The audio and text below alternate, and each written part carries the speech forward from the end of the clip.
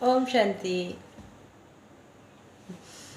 आज मैं आपको एक बात बताऊंगी, मांगने वाली। हमें कभी किसी से मांगना नहीं चाहिए।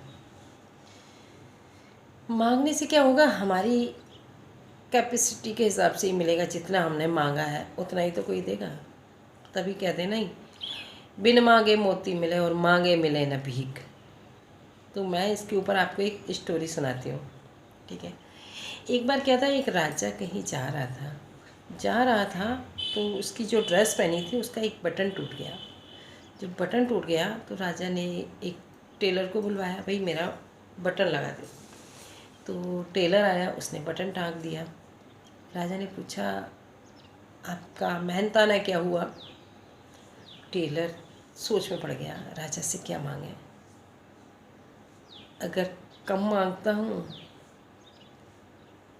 तो राजा है, उससे क्या कम मांगना, क्या मांगूँ। वो सोच ही रहा था क्या मांगूँ। उसके मन में आया, ज़्यादा मांगूँ तो राजा कहीं ये ना कहे कि बस इतने छोटे से काम का इतना मेहनताना लेते हो तुम, इसका मतलब तुम जनता को ठगते हो। ये भी आता है। क्या किया जाए, क्या मांगूँ मैं। तो उसने कहा, जो आप चाहें वो दे दीजिए। राजा से कहा, जितना आपकी इच्छा हो उतना दे दीजिए, छोटा सा काम है। राजा ने कहा, ठीक है, इसको 5 गाँव दे दो। जैसे ही उसने सुना कि 5 गाँव दे दो, वो तो चिंता में पड़ गया। उसने कहा, धन्य हो प्रभु, मैं तो सोच रहा था कि राजा से 2 रुपये मांग लूँ बटन टाँकने के। तो फिर मेरे मन में आया, राजा बोलेगा इतने छोटे से काम के 2 रुपये, 2 रुपये बहुत है। फिर उसने सोचा, अगर मैं जा कम मांगूँगा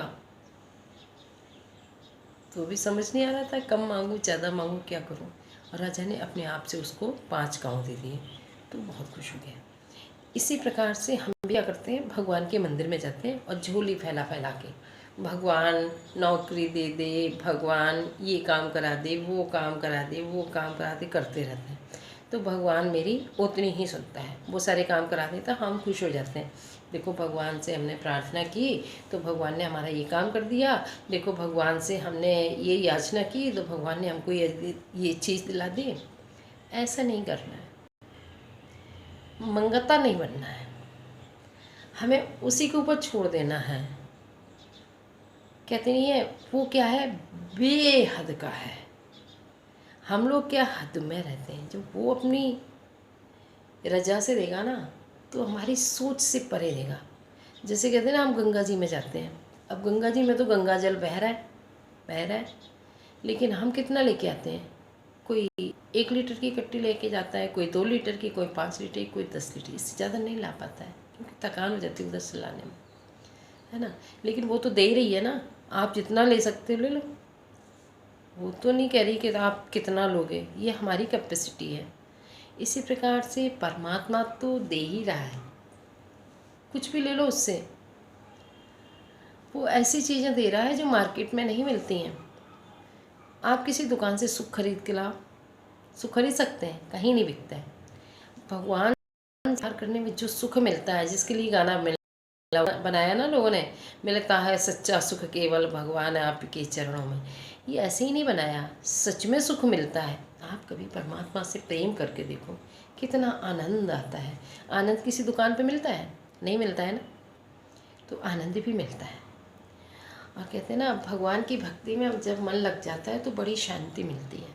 शांति कहीं दुकान पे मिलती है? नहीं मिलती है ना, वो परमात्मा से मिलती है ना। और ज्ञान, ज्ञान आप कितनी भी मोटी मोटी किताबें खरीद लो, आपको ज्ञान नहीं आएगा, है ना। जब हमको ज्ञान का सागर मिलता है ना, अपने आप बुद्धि में पता नहीं कहाँ से नई नई विचार, नई नई बातें अपने आप आने लगती हैं। ज्ञान का भंडारा खुल जाता है। तो परमात्मा ज्ञान का सागर है। वो जितना ज्ञान हमको दे सकता है उतना दुनिया में कोई नहीं दे सकता। तो कहते हैं ना, जो असंभव कार्य है वो भी परमात्मा कर सकता है। सुख शांति प्रेम ज्ञान आनंद शक्ति पवित्रता ये किसी दुकान पे नहीं मिलती है, ये परमात्मा के पास है। अब परमात्मा से जुड़ने के लिए, पहुंचने के लिए, उस दुकान पे जाने के लिए हमें उसकी दुकान का पता भी तो होना चाहिए।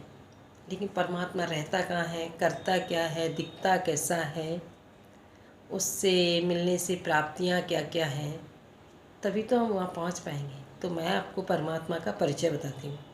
परमात्मा कोई ऐसी चीज़ नहीं है कि हमें उससे डर लगता है। लोग भगवान से डरते हैं। क्यों डरते हैं? क्योंकि वो गलत काम करते हैं और भगवान सत्य का साथ देता है।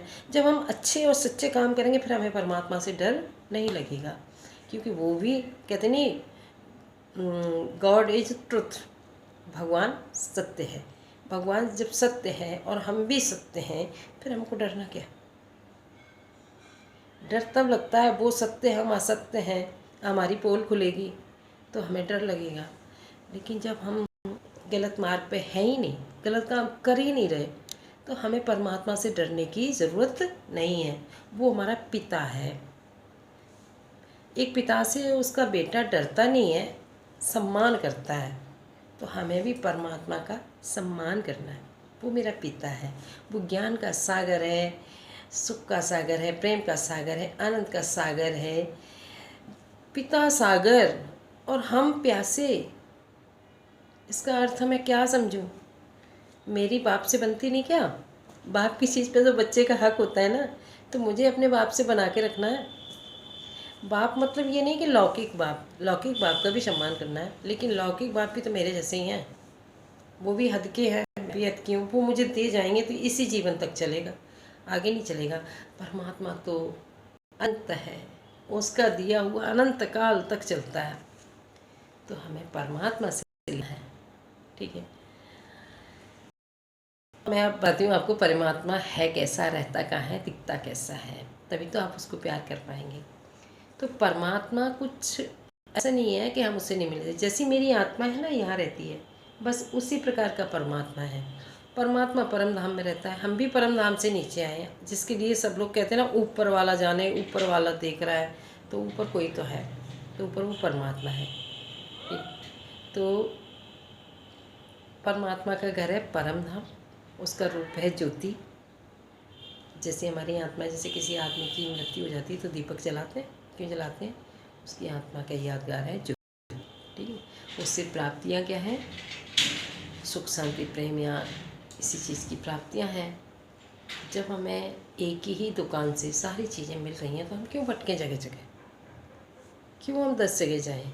मंदिर में अलग जाएं पढ़ पूजा करने मांगने, और स्कूल में अलग जाएं पढ़ने, और पालना लेने अलग जाएं माता पिता के पास। क्यों ना हम एक ही दुकान से सारी चीज़ें खरीदें? परमात्मा के पास सब चीज़ मिलती है। अच्छा, ओम शांति। आपको अगर समझ ना आ रही हो मेरी बात, तो आप कभी जा कर के आपका क्षेत्र जहाँ कहीं भी हो, वहाँ पर प्रजापिता ब्रह्मा कुमारी ईश्वरी विश्वविद्यालय जो है ना, उसमें आप कांटेक्ट करिए। ओम शांति के नाम से भी कई लोग जानते हैं। वहाँ आपको परमात्मा का सत्य परिचय मिलेगा। अच्छा, ओम शांति। ठीक है।